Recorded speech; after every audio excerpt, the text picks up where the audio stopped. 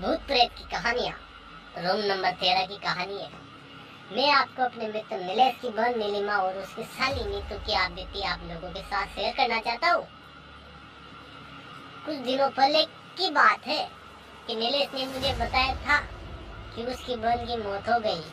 ये सुनकर मैं बहुत दुखी हो गया और मैंने उसकी मौत का कारण पूछा तो उसने पूरी घटना मुझे सुनाई।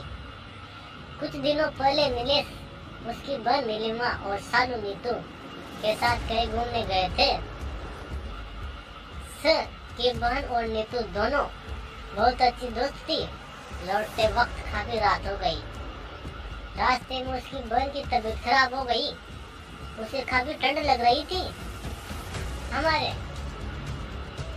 हमारा घर अभी भी 100 किमी दूर था और रास्ते में कोई भी रुकने की जगह नहीं मिल रही थी। थोड़ी देर के बाद हमने एक होटल दिखाई दी।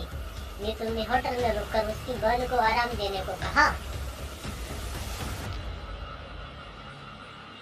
उस होटल के काउंटर पर हमने जब रूम के लिए पूछा तो उसने बताया कि सभी रूम फुल थे क्योंकि उस रास्ते पर केवल वही एक ढंग की होटल थी। लेकिन तभी होटल के एजेंट ने बताया कि एक रूम खाली है, रूम नंबर 13। हमने उस समय अंधविश्वास वाली बातों को ना सोच कर रूम ले लिया। जैसा कि आप लोग जानते हैं कि रूम नंबर 13 को शुभ माना जाता है और कई होटलों में इस नंबर का कोई रूम नहीं होता। लेकिन यह होटल कई साल पुराना था। जैसे ही वो तीनों उस होटल के रूम में गए तो उन्हें नेगेटिव एनर्जी का बहुत हुई। उस रूम की कंडीशन तो ठीक ही थी लेकिन ऐसा लगा बरसों से यहाँ कोई नहीं रहने आया। तो उन्होंने कुछ ज्यादा नहीं सोचा। अब वो अपनी बहन नीलिमा के लिए काउंटर से पेन किलर लेने को गया। काउंटर से टेबल लेकर जैसे ही रूम में आया तो देखा कि उसकी बहन बालकनी में खड़ी बातें कर रही थी। नीलेश ने सोचा नीतू और उसकी बहन दोनों बालकनी में बात कर रही थी। जैसे ही उसके पास गया तो उसकी बहन अलावा कोई नहीं था। उसने उसकी बहन से पूछा कि तुम किससे बातें कर रही थी? तो उसने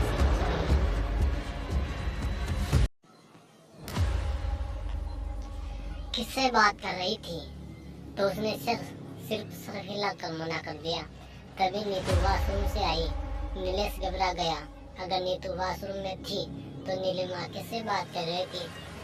नीलेश ने नीलिमा को टेबलेट दी और सो जाने को कहा। अब नीतू और नीलिमा दोनों बेड पर सो गए थे और नीलेश सोफे पर सो गया। सुबह जब क्लीनर कमरे की सफाई के लिए आया तो दरवाजा खुला था और जब अंदर आया तो देखा कमरे में खून की खून और नीलिमा मर चुकी थी। क्लीनर जोर से चिल्लाया तो मेरी नींद खुल गई और देखा कि नीलिमा की मौत हो चुकी थी और नीतू बेहोश हो गई थी। नीलेश और जोर से रोने लगा और मैंने मैनेजर को बुलाया। मैनेजर ने तुरंत एम्बुलेंस को बुलाया और दोनों को हॉस्पिटल ले गया। नीलिमा तो मर चुकी थी लेकिन नीतू की थोड़ी देर में होश आ गया। जैसे ही नीतू को होश आया तो उसके पीछे उसकी बहन की आत्मा थी जो उसे बोल रही थी तूने मुझे मार दिया। यह कर वो गायब हो गई। नीलिमा काफी बुरी तरह से डर गई।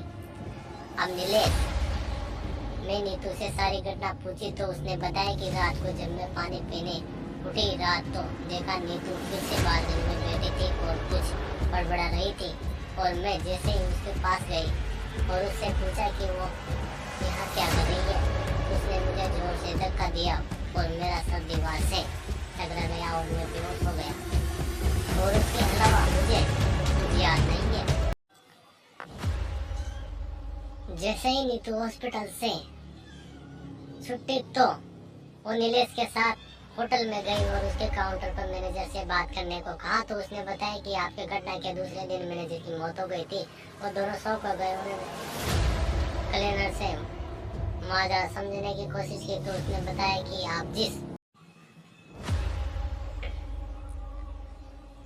रूम में रुके थे वो प्रेत बाधित था और रात में वहाँ कोई नहीं रुका था। लेकिन मैंने पैसों के चक्कर में रूम आपको दे दिया।